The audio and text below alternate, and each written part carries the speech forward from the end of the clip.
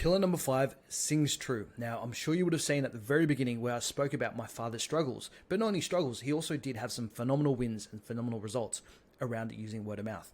Now, the work that he did in and around the home was, at such a high level that whenever someone comes through, whether it be that individual family or friends, they would go, wow, this place looks amazing.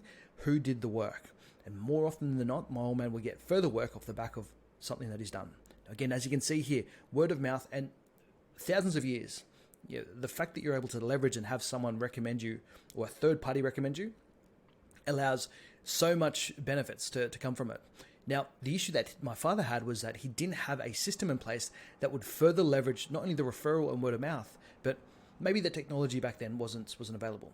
However, if you're watching the video today, you know for a fact that there are so many tools from a technological perspective that you can leverage. And if you combine technology along with the capabilities of a human interaction or a human connection, that then makes life so much easier. Now, granted, if you are only just new to your business or new to the game, this doesn't exclude you. Whilst having, I guess, people already can speak your praises, if you actually have physical or tangible projects that you can showcase and actually have someone speak on your behalf, this referral system that I'm going to speak about is phenomenal. Not only do you save money on, and we'll go through it, marketing, but you'll also be able to get some real quick wins simply because that individual has been able to go to someone who already trusts them and can already see the results. So this is why having a robust referral system is imperative to any business. Home improvement, home renovation, whatever it may be, that credibility and trust that is built between the individual, between the connection of human to human is phenomenally effective. So what we'll do here is we'll go through exactly how this works, leveraging, as I said, the human-to-human connection, but also tying in the available technology that we have today. So let's firstly look at the importance of the referral system. Now, first things first, the trust factor. I spoke about this earlier, and this is something that my dad phenomenally did well, was that when he's finished with the job, someone would come through that either host a party or that have their family around it. They'd be just amazed at what he's been able to do. Now, from then, most conversations that he has, he didn't really have to sell.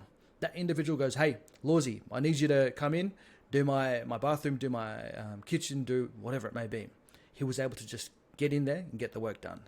The problem, as I said beforehand, was this was either few and far between or it wasn't consistent. So do a job.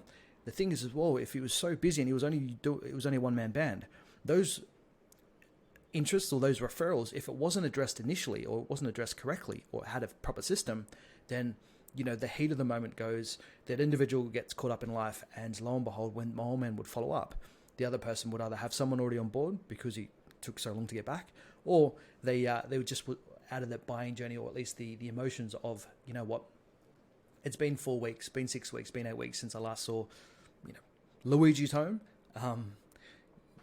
So much has come between then and when they first initially was interested. That's, the power of leveraging that has gone. So again, trust factor, super high. I spoke about as well the cost-effective marketing, no money spent on ads, no money spent on further nurturing, and the job can be pretty much confirmed there and then. And then last but not least, you also have the increased customer loyalty. Now, when you look at the customer and itself, as an example, again, my dad didn't really have to do much. Like family upon family members, they'd speak his praises. And, if he's done so much work for that family, that then trickles out, that then ripples out to anyone else within that friends or family's community. So you significantly increase that loyalty. And I'll speak to you about how you can leverage the referrals and leverage the testimonials that you get down the track. Now let's have a look at designing an effective referral system. Now there are a number of key components. Number one, being clear incentives. We need to reward the individuals who actually speak your praises. So as an example, if you've just finished a project or just finished something, you can go, well, hang on, if you refer any of your family and friends, we'll be able to give you X. So let's say, for example, you have another part of the home that you'd like to renovate, then you could have some form of exclusive pricing or pricing that rewards that individual. But also, you can also give gift cards. My old man was very good. He'd always not only just he would actually give some food that was cooked, like some cultural food or some stuff from our background's New Ain. So he would, or not him, but mum would actually, and this was part of the Islander way. They would give food in a way of recognition or a way of thank you. Easy participation. Now, if it's straightforward and it's hassle-free, and say, for example, that you've been able to refer your friend, and if they're able to claim that reward or claim that gift quite easily and significantly, then the friction or the touch points between that individual and that referral is so low. So it makes that process so much easier. Again, something that he failed to have, which was a tracking and accountability system. But say, for example, you've got a tracking and CRM system set up, you can actually see how many people has referred, and you can sort of quantify the types of rewards that you've been able to give them. Now, say, for example, it's someone who's just been singing your praises left, right, and center. They actually become a sales individual for you. You can actually give them financial rewards off it. So, we have clients who have a $30,000 to $50,000 renovation project that they've closed. They get a small snippet of it or a small clip. So everyone that they refer, there's always someone that's going to benefit. You've heard the win-win situation. That's really how you're able to capitalize on it. But also having the right systems allows you to track and keep it fair. And then last but not least, the communication and promotion around a referral system. So again, whilst advertising wasn't necessarily readily available for my old man, to have the ability to put out these promotions and communicate some of these offers to anyone referring, leveraging CRM systems, leveraging ads, it really makes life a lot easier for you to continuously have a system of referrals just coming through, because someone wins once they refer, and also you get the job and you get the project on the back end, so you win as well. Now, some of the best practices that we have is that it needs to be specific to what you're doing, right? So you don't want to necessarily, sounds crazy, but say, for example, you're an e-commerce product, and a way that you can reward other people is by giving out a bathroom renovation. No, it doesn't make sense. However, if you can give something small, if you can give something personalized, what we do whenever someone brings on board, if it's just a new client, we just give them something small or a small gift of appreciation or a thank you. But if someone actually refers us work, then we go, hey, because you've been able to refer us work, because we've been able to get a consistent amount of, as I said, work from you, here's a small gift. And it's something that you'd have to figure out yourself based on your business and what you do. But if you do give something just in general to someone else, that sense of reciprocity and that sense of gratitude is quite significant. Transparency. We need to make sure that there are T's and C's when it comes to actually delivering on these referral offers, rewards, programs. But to avoid any misunderstanding and to avoid any confusion down the track, it needs to be transparent. What you're actually going to offer someone for pretty much becoming a salesperson for you needs to be clear, needs to be simple, and needs to be concise.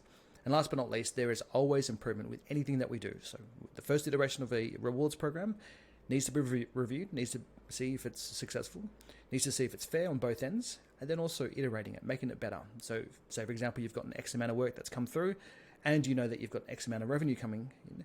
You can then maybe increase the reward, or you could be a little bit more creative as well. So this is where you add a bit of that spice towards it to go, you know what, we're going to personalize this, but we're also going to make it a lot better. So when they experience the program in itself, they're going to be so wowed that they'd be more inclined to continue referring your services. Now, again, by the way, these services, and I don't think I have to say this to you guys, but these services need to be of a quality or of a high standard for them to go, you know what, I've been wowed. I really want someone else to experience this, experience your services, your product, etc. Now, when it comes to participation, well, at least what we've found here, in my community, is that I wouldn't say tall poppy syndrome is what I'm referring to, but maybe people are a little bit too humble to brag about, their home renovation. And I could even sing true to myself as well. Like, it took me a while to really appreciate, actually, people are speaking highly of us. Therefore, it'd be a disservice for me to just hide that and not promote that, because it's not just me that's doing the work, it's my team. So when we recognize the people who've been able to do such a phenomenal job, and also recognize the people who can benefit from it, everyone wins. So that's something that we would we're very big on here.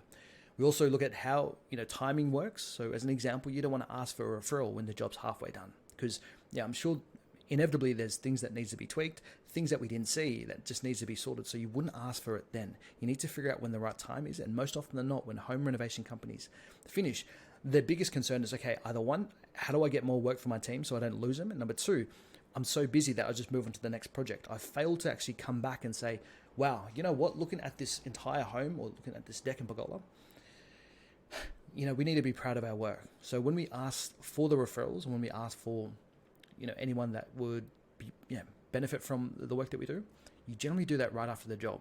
Once that individual is actually, number one, happy with it, but number two, they're in the heat of, being so, probably proud or being so happy and satisfied with the work. That's when you go, hey, we do have a referral system. We do have an incentive here that can help not only our business, but also promote your work within your community and with your circle. Is this something that you'd be open to looking at? So again, asking at the right time is imperative. Next, we look at training the team as well. So don't forget the people in your team or the people that you have probably going out on site. They're the best as well when it comes to referring. So not only do they get a wage per se, but they also can get some further benefits down the track, whether it be a financial reward, whether it be an incentive for a team bonding session, a team outing. Like having that recognition by also training your team to go further above and beyond to save the business money, but then to speak or refer people within their network, again, everyone wins.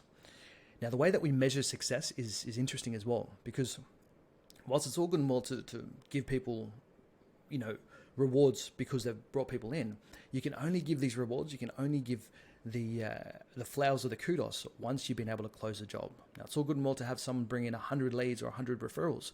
However, if you're not closing any of them, then you need to look at, and again, I'm not saying it's that individual who's giving you dead leads. What I'm saying is having a look at, how are we actually taking control of our leads? How are we nurturing them? How are we asking for the sale? And if we can confirm that everything has been perhaps ticked at our end, then maybe it could be the quality of the lead that is coming in. But most often than not, these people here, or people that we train, or people in our team, or our existing customers, they generally get it right. So if you have a system in place that can not only measure it, but you can actually look at the key metrics on the conversion rate and the quality of leads, that then becomes so beneficial when it comes to offering these rewards or giving out these prizes internally or even externally as well. A lot of people that, or at least that I see out there, they tend to gamify things. So if they're doing quite well, they've got a team that's following the systems, they've got proper SOPs that are being followed. They tend to gamify it to make it less salesy and to make it a lot more fun, rewarding, and also creative. I think, especially as business owners, we tend to get a little bit stuck in the logical side of our brains. But if we can gamify it and make it somewhat of a less pressury game,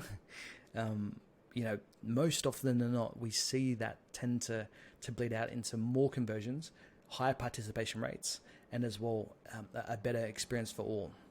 Now, to close this off and to make sure that we summarize everything, an imperative referral system done right can be the backbone of the business. So yes, you're actually using marketing spend and marketing budget to potentially get in new leads, whereas the referral system, if done right, can be the bread and butter of the business. Now, if you have referrals coming in consistently, you're rewarding the people who are referring, plus also getting revenue within the business. You can see that as, okay, my bread and butter of the business has been taken care of because of the referral system that we have in place, but the cream of the crop, or the cherry on top, is the new work coming in.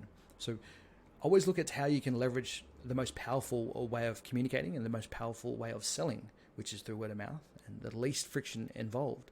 But then also apply that, hey, whilst that is only one part of the piece of the puzzle, look at other avenues on it. And when you focus in specifically on referrals, this can be so beneficial to the business. All right, I think that's pretty much it with regards to this chapter.